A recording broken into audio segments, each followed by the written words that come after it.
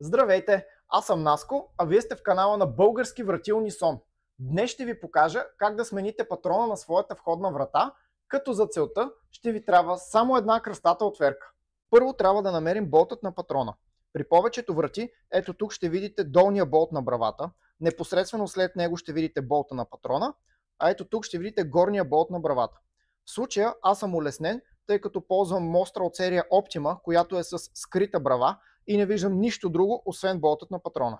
Следва да развием болта, като използваме отверката, която ви показах в началото на видеото. След като сте премахнали болта, ще видите, че патронът вече се движи свободно, но все още не може да бъде премахнат. Трябва да намерим правилната позиция на ключа, в която да можем да го извадим.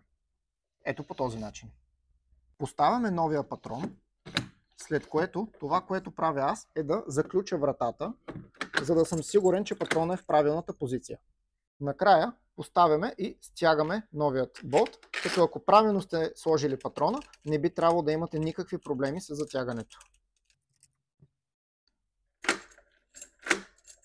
Надявам се това видео да ви е било полезно, а за още подобно съдържание можете да ни последвате във Facebook, Instagram, TikTok и да се абонирате за нашия YouTube канал. А в коментарите долу можете да ми пишете предложения за следващите видеа.